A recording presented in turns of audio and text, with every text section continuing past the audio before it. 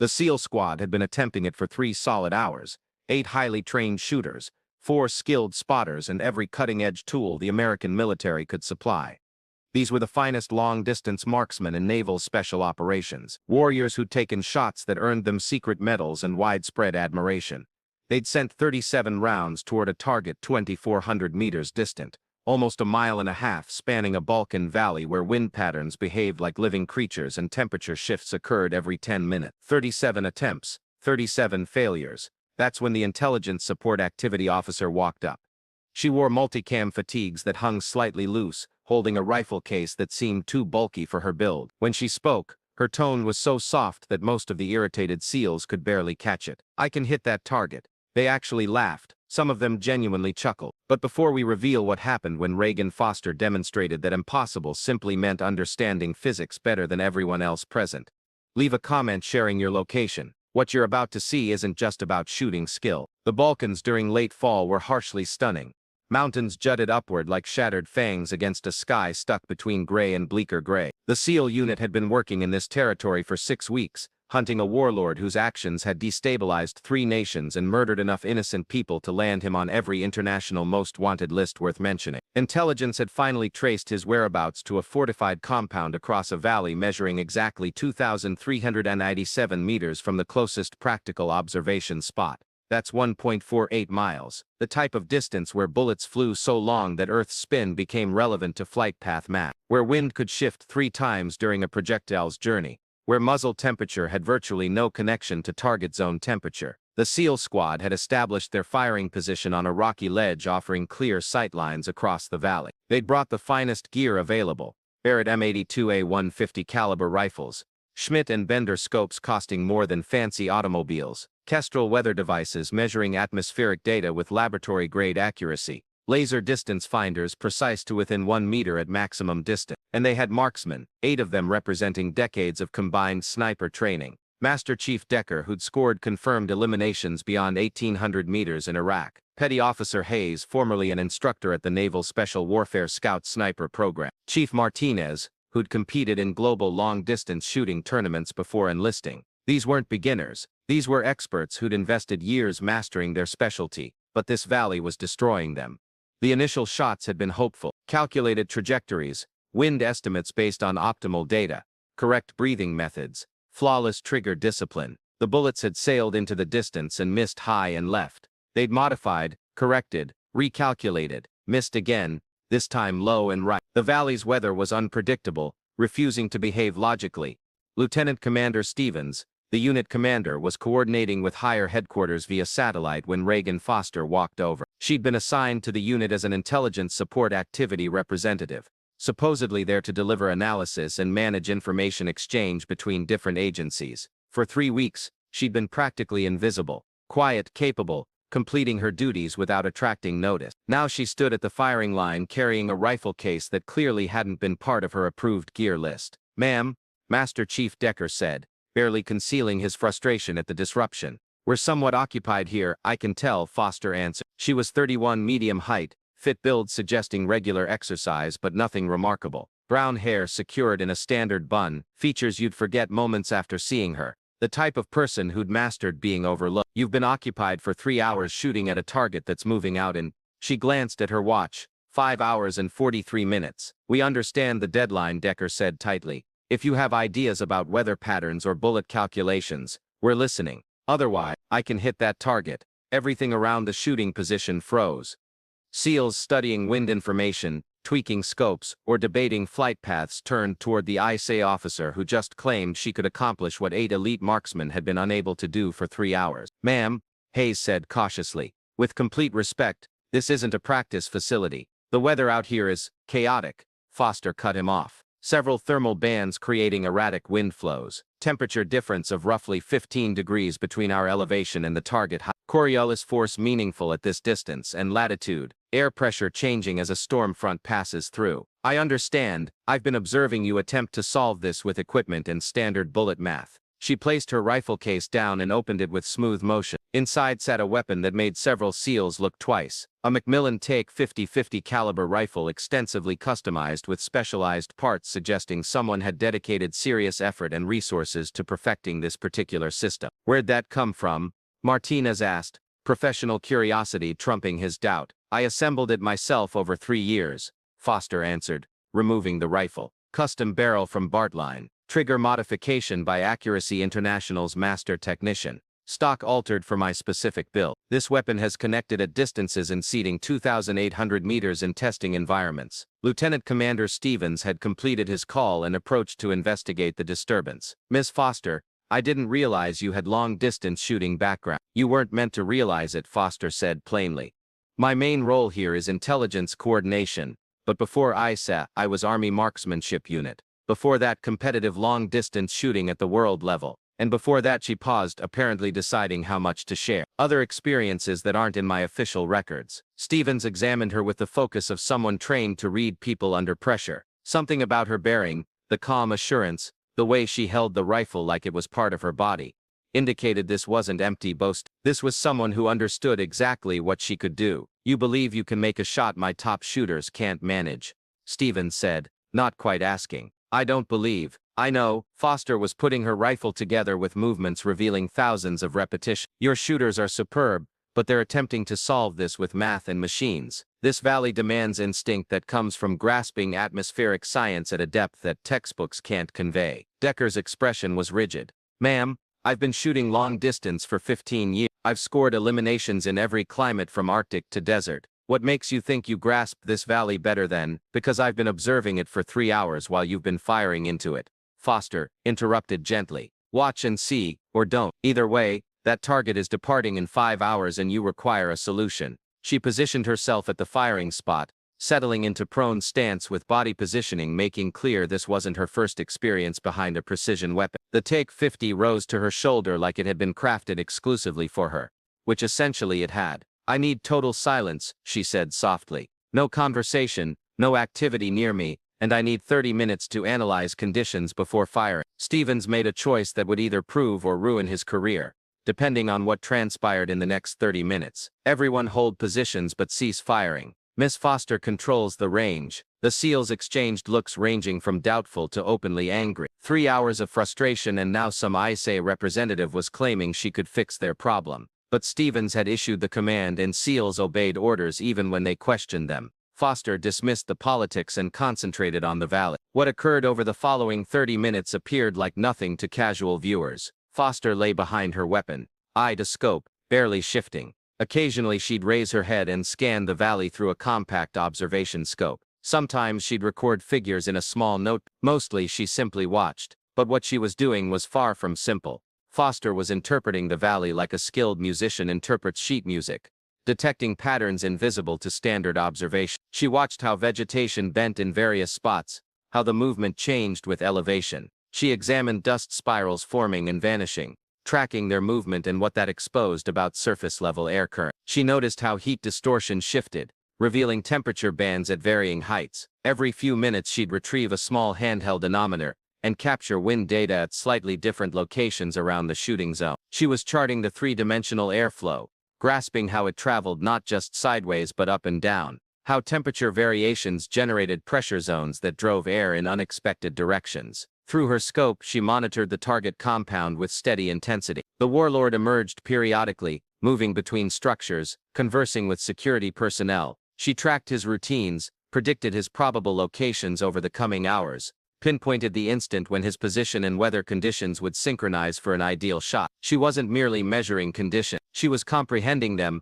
sensing them, constructing a complete four-dimensional model of the atmosphere her bullet would pierce, considering not just where air moved currently, but where it would move 7 seconds later when her projectile reached each segment along its path. The SEALs observed with growing fascination. Hayes pulled out his own observation scope, attempting to see what she detected. After 10 minutes he abandoned the effort, unable to identify whatever patterns Foster followed. Martinez was examining her approach with professional wonder. The way she'd position herself, capture a reading, shift 3 feet sideways and capture another. The way she'd study distant landscape features and write calculations resembling fluid mechanics equations more than typical ballistic charts. She's charting atmospheric bands, Martinez whispered to Hayes, not just measuring wind velocity, but following how different pressure zones interact at different heights. That's advanced meteorology applied to shooting. At the 20-minute point, Foster retrieved a weather instrument and captured readings at several heights around their location, ascending to higher terrain and descending to lower ground to measure atmospheric differences. She breathed consistently, totally focused, existing in a concentration state that eliminated everything except the challenge she was solving. She returned to her primary position and started making scope adjustments. The figures she dialed in appeared incorrect to observers. Excessive height compensation, wind correction in a direction seeming opposite to what the Kestrel devices indicated. But Foster wasn't aiming for current condition. She was aiming for where they'd be in 7.3 seconds during every microsecond of her bullet's passage through air that shifted and transformed like a living thing. At 28 minutes, she assumed her final firing stance. Her breathing slowed noticeably, her body relaxed into absolute stillness, the type of calm demanding years of practice to achieve under stress. Her right hand located the rifle's grip with familiar precision, finger touching the trigger with exactly measured pressure. Target is in ideal position, she said quietly, her voice barely audible. Window of opportunity opens in 60 seconds. I'm firing. Stevens moved where he could view through an observation scope. The high-priority target was visible in the compound yard, conversing with subordinates, completely unaware that a bullet was about to cross nearly a mile and a half to find him. Decker positioned himself with another scope, prepared to note the miss. He was convinced it would miss. Everyone missed in these conditions.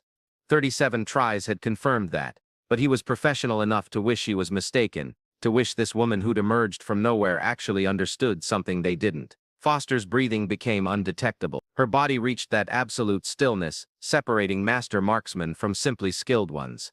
The rifle merged with her, linked through contact points refined through thousands of practice hours. She was conscious of her pulse, coordinating her shot for the gap between beats when her body was most steady. She was anticipating something only she could perceive, an instant when weather patterns throughout the valley synchronized into a setup that would permit her bullet to cross that absurd distance and land exactly where she'd planned. The wind at their spot was blowing left to right at 4 miles per hour, but Foster understood that at 800 meters downrange, it would blow right to left at 7 miles per hour. At 1600 meters it would change again, driven by heat currents ascending from the valley bottom, and in the final 400 meters before target yet another movement would control, shaped by the compound structures and the landscape around it. She'd charted it all, calculated it all, and now she was waiting for the exact moment when her bullet could navigate through that chaotic atmospheric labyrinth and locate its target. 30 seconds, 20 seconds, then in an instant that would be discussed and examined for years following, she fired. The Tax 50 thundered like harnessed fury. The kickback was enormous. 50 caliber rounds didn't compromise, but Foster's body alignment was so flawless that the rifle pushed straight backward without disrupting her position. The suppressor lessened the sound signature but couldn't eliminate the fundamental force of launching a 750-grain bullet at 2,800 feet per second. The bullet departed the barrel and started its passage through an atmosphere attempting to deflect it in numerous directions. At 0.2 seconds, the bullet traveled through their immediate area's 4-mile-per-hour left-to-right wind, being nudged slightly off its bore axis. At 1.1 seconds, it entered a heat band where ascending air from the valley bottom generated upward force that elevated the bullet marginally higher than ballistic math would forecast. At 2.4 seconds, it met the 7-mile-per-hour right-to-left wind Foster had identified, being pushed back towards center in a correction appearing like chance but was actually exact calculation. At 3.8 seconds, the bullet reached its peak, nearly 280 feet above the target height before starting its fall back toward ground, now traveling through cooler air that was thicker, influencing its speed and path in ways demanding quantum-level science to completely grasp. At 5.2 seconds, crosswinds from the valley's eastern slope pushed the bullet leftward, but Foster had foreseen this, incorporating the adjustment into her aim. 2 minutes before firing. At 6.5 seconds, the bullet descended through the final atmospheric band, influenced by ground-level winds that swirled around the compound structures in movements that shifted every few minutes. At 7.28 seconds, the bullet reached its destination. The SEALs watched through scopes, following the target, waiting to see where the round would strike. Most anticipated another miss. High, low, left, right, somewhere in the general area, but not on target. 7 seconds was forever in shooting science. Too many factors, too much disorder, too much span for any person to precisely calculate. But Foster wasn't any person.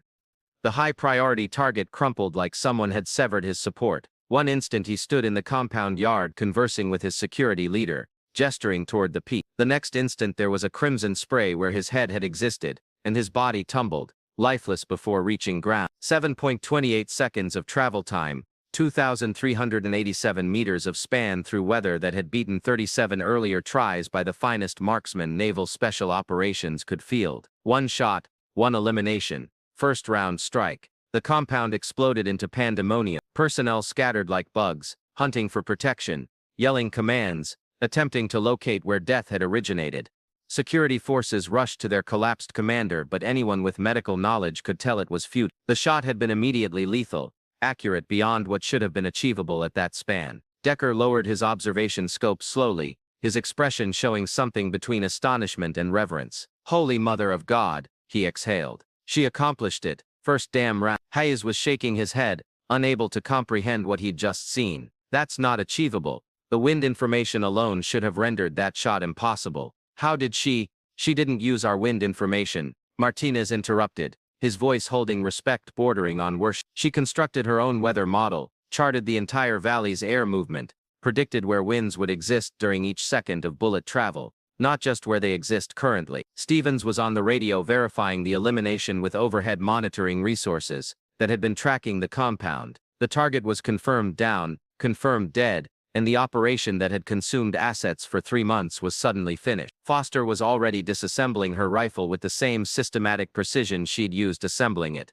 She displayed no excitement, no celebration, just the professional contentment of someone who'd solved a challenging problem accurately. Her hands performed the breakdown routine automatically, muscle memory managing the mechanical process while her mind already advanced to the next task. "Miss Foster," Stevens said, finishing his call and approaching the firing position. "That was the most remarkable piece of shooting I've witnessed in 23 years of duty." "Thank you, sir," Foster replied, securing her weapon in its case. "The conditions were actually more consistent than they first seemed. Once I charted the pressure zones and heat bands, the answer became reasonably clear." "Reasonably clear," Decker echoed, his tone suggesting uncertainty whether to be impressed or offended. "Ma'am, I've been shooting long distance my entire adult existence. What you just accomplished isn't reasonably clear. That's nearly supernatural." Foster looked up from her rifle case, meeting Decker's gaze with an expression both patient and direct. "Master Chief, supernatural is what people label expertise they can't comprehend. What I accomplished was applying atmospheric science and bullet math at a depth beyond what typical military instruction offers. It appears magical because you haven't been trained to recognize the patterns I'm recognizing."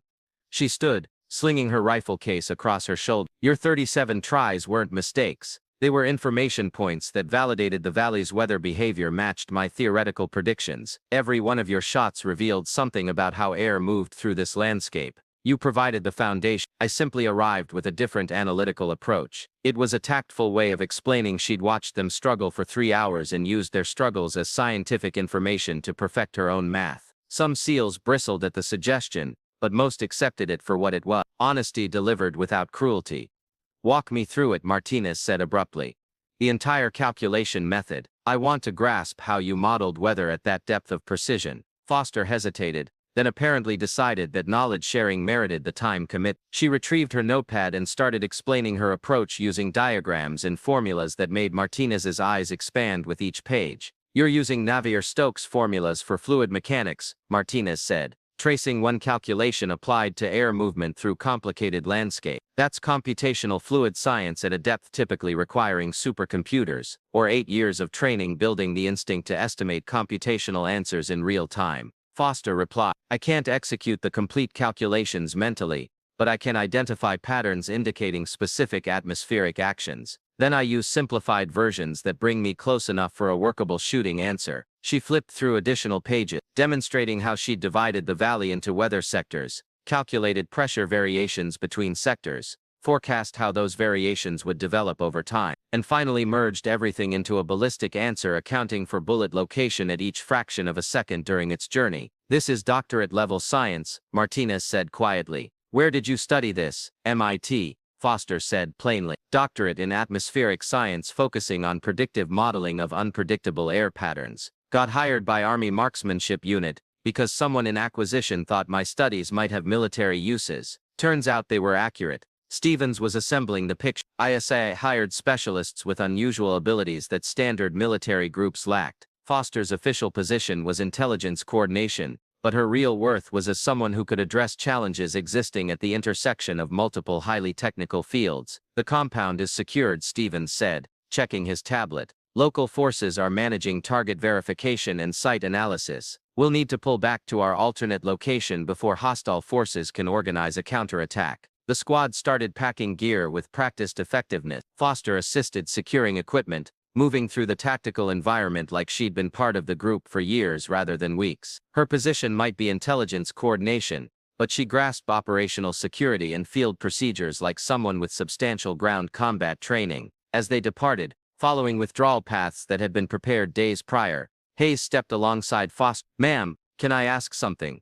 "Certainly. That shot, was it genuinely straightforward once you'd charted the atmosphere, or were you just being humble?" Foster weighed the question as they navigated rough landscape that would transport them to their pickup location. Honestly, it was roughly 70% math and 30% informed speculation. At that span, in those conditions, you can never control every factor, but if you grasp the primary movements sufficiently, you can make guesses more likely accurate than wrong. Today my guess was accurate. 70-30, Hayes repeated. Most marksmen would never attempt a shot with a 30% uncertainty element. Most marksmen have alternatives, Foster replied. You had 37 tries to perfect your method. I had one shot, In that circumstance, 70-30 probability is superior to the operation failing, so you attempt the shot and rely on your preparation. It was a mindset that connected with SEALs who regularly worked in circumstances where complete information was unavailable and choices had to be made with partial intelligence. Foster might be ISA, might have a doctorate in science, might function in the intelligence sphere more than the tactical one, but she grasped the warrior philosophy of accepting calculated risks when stakes were critical. The withdrawal proceeded smoothly. They arrived at their meeting location, connected with vehicles that had been positioned earlier, and returned to their forward base before hostile forces in the valley could arrange any type of chase. By the time local security arrived at the compound, the SEAL squad was 50 miles distant, already starting the mission review and equipment care process. The operation summary was deliberately vague. Target neutralized at extended distance by unit sniper element. Technical specifics classified. Engagement method classified.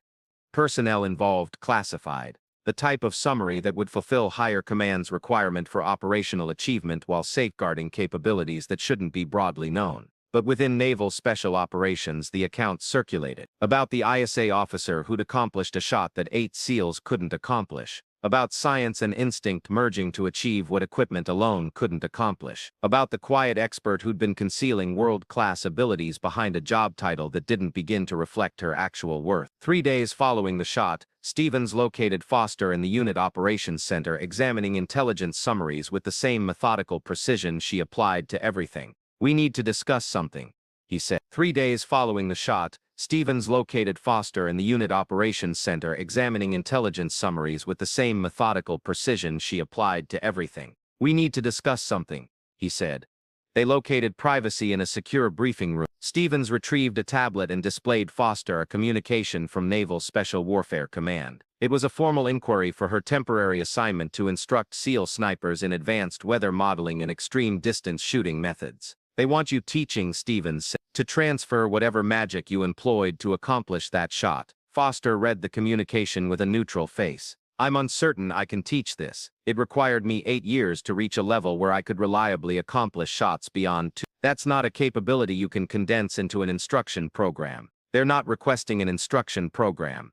They're requesting you to invest 6 months integrated with the sniper community, collaborating alongside trainers, exchanging knowledge." Stevens leaned backward. "In my 23 years in the teams, I've never witnessed anyone accomplish a shot like that. First round under conditions that beat every technological answer we possessed. That's capability the military requires to grasp and duplicate if achievable." "And if it's not achievable to duplicate," Foster asked quietly, "then at least we'll have you. Someone we can contact when standard answers don't work." Stevens met her gaze. That shot preserved 3 months of operational preparation and likely preserved lives by eliminating a target who was destabilizing an entire territory. That's worth that goes beyond job titles and organizational structures. Foster weighed this. Part of her wanted to refuse to preserve the low visibility that had served her throughout her career. But another part, the part that had invested 8 years obsessively chasing perfection in long-distance shooting, acknowledged and chanced to transfer knowledge that might preserve lives. 6 months, she said eventually,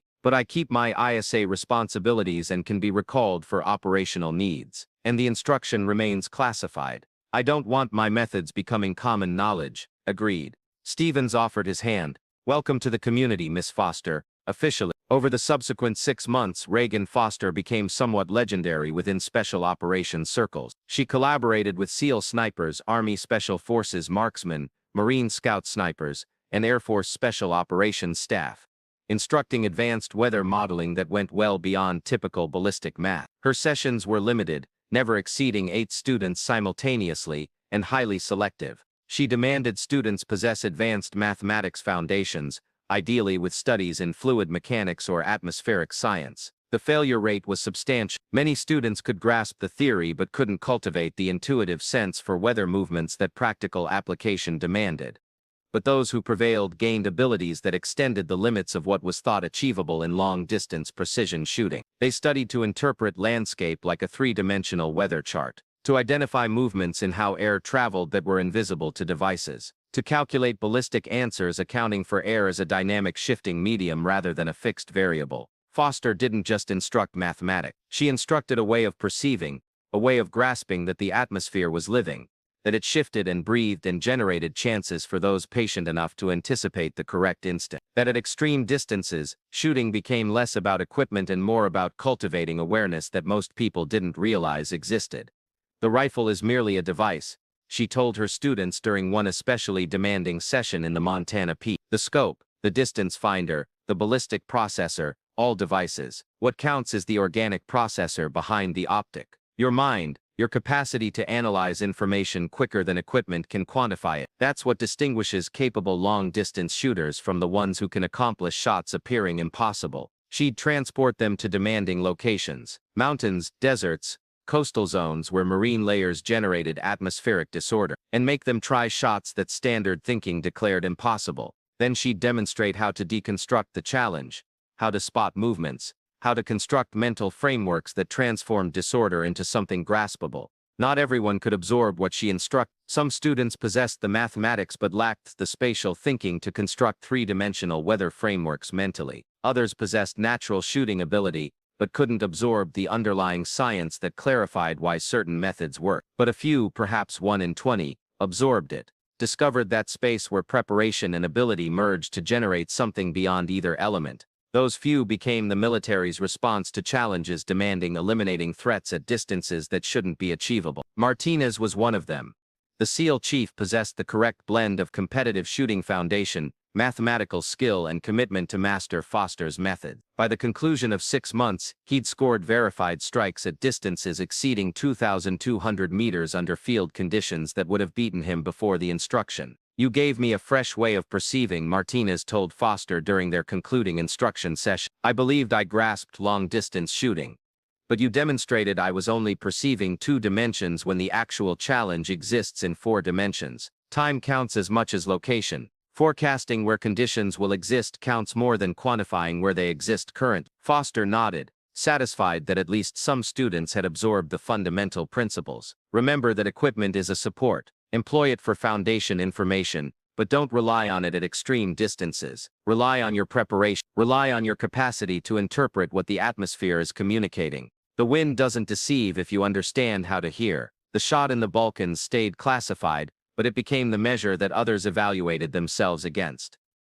First round strike under impossible conditions, the standard for what could be reached when abilities surpassed expectation. Foster returned to her ISA responsibilities following 6 months, receding back into the background position that permitted her to function without drawing notice. But she'd left her impact on the special operations community.